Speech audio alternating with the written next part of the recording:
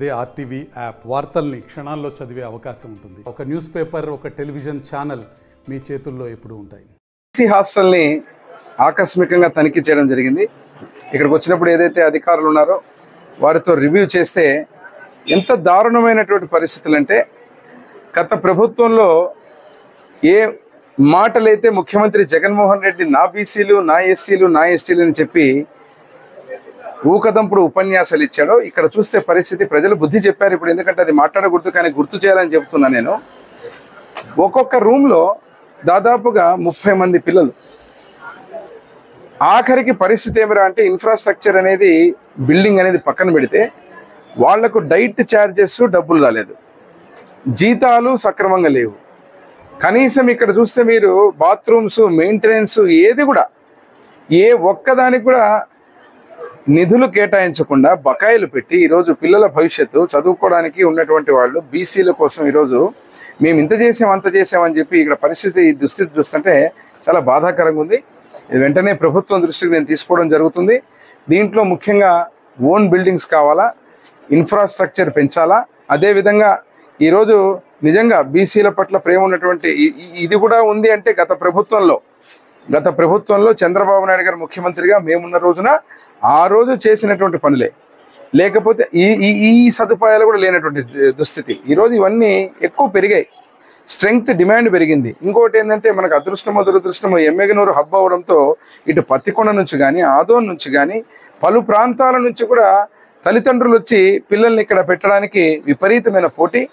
పైగా ఇక్కడ ఉన్నటువంటి హాస్టల్ ఆఫీసర్స్ ఎవరైతే ఉన్నారో వాళ్ళ మీద ఒత్తిడి, వాళ్ళ స్థాయికి మించి ఏదైతే చేయాలో చేయలేకపోవడం. అదే రకంగా గత ప్రభుత్వంలో పూర్తి నిర్లక్ష్యం. బీసీ హాస్టల్స్, గర్ల్స్ కావచ్చు, బాయ్స్ కావచ్చు, ఈ బీసీ వర్గాల మీద ఉన్నటువంటి హాస్టల్స్ కానీ, ముఖ్యంగా వెల్ఫేర్ డిపార్ట్మెంట్ని నిర్వీర్యం చేసి కేవలం ఈరోజు మసిపూసి మారేడికాయ మాటలు చెప్పినటువంటి వైనం. ఇప్పుడు దీన్ని అసలు పెంచలేదు. ఇప్పుడు వారు చెప్పినట్టుగా మెనూకు సంబంధించి డైట్ ఛార్జెస్ పెంచకుండా, రెంటల్ అలవెన్స్ పెంచకుండా, అసలు ఏది కూడా చేయకుండా, అంటే వాళ్ళు ఏ రకంగా ముందుకు పోవడం జరుగుతుంది చెప్పండి. కనీసం మీరు జీతాలు సక్రమంగా ఇవ్వరు. ఒక పక్కన చూస్తే హాస్టల్ దుస్థితి ఇంతవరకు. ఇప్పుడే ఏదైతే మా కూటమి ప్రభుత్వం ఏర్పడిన తర్వాత ముఖ్యమంత్రి గారి దృష్టికి, అదే రకంగా సవిత గారు ఎవరైతే ఉన్నారో మంత్రి గారి దృష్టి కూడా నేను తీసుకెళ్లడం జరుగుతుంది. మొన్ననే చర్చ చేస్తూ మంత్రి గారు కూడా, మా లోకేష్ బాబు గారు, అదే రకంగా చంద్రబాబు నాయుడు గారు ప్రత్యేకంగా బీసీ హాస్టల్స్ మీద మీరు దృష్టి పెట్టండి, దాంట్లో భాగంగా ఎక్కడైతే ఉన్నటువంటి హాస్టల్స్ ఇన్ఫ్రాస్ట్రక్చర్ని కూడా ఇంప్రూవ్ చేయాలా, దీని మీద ఒక కార్యాచరణ కూడా చేస్తామని చెప్పడం జరుగుతుంది.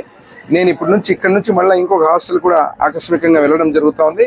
అక్కడ పరిస్థితులు చూసిన తర్వాత ఎక్కడైతే ఎమ్మెగనూరు నియోజకవర్గంలో ఎక్కడెక్కడైతే ఇంకా కూడా అభివృద్ధి ఇంప్రూవ్ చేయాల్సినటువంటి హాస్టల్స్ స్ట్రెంగ్త్, ముఖ్యంగా వారికి సదుపాయాలు ఏర్పాటు చేసి, అదే రకంగా బిల్డింగ్స్ ఏర్పాటు చేసి, స్ట్రెంగ్త్ కూడా ముఖ్యంగా. ఎందుకంటే విపరీతమైన డిమాండ్ ఉంది ఇక్కడ.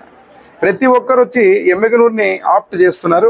దాంట్లో భాగంగా ఇప్పుడు చూసిన చిన్నారులు పిల్లల్ని అడుగుతూ ఉంటే, ఒకరు బసాపురం నుంచి వచ్చారు, అమృత అమ్మాయి పేరు, ఈరోజు ఆరోగ్యం బాగలేదని చెప్పి స్కూలుకు పోకుండా ఇక్కడే ఉంది.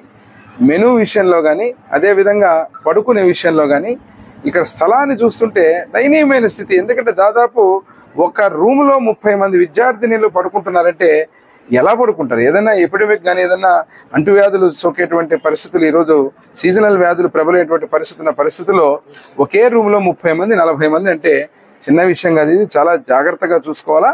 దీన్ని వెంటనే ప్రభుత్వం దృష్టికి తీసుకెళ్లడం, ఇక్కడ ఏదైతే హాస్టల్స్ బిల్డింగ్స్ కూడా ఏర్పాటు చేసే విధంగా కూడా ముందుకు పోవడం జరుగుతుంది తెలియజేస్తాను. మరిన్ని వీడియోస్ కోసం ఛానల్ ని సబ్స్క్రైబ్ చేయండి, లేటెస్ట్ అప్డేట్స్ కోసం వాట్సాప్ ఛానల్ ని ఫాలో చేయండి, అండ్ లింక్ డిస్క్రిప్షన్ లో ఉంది.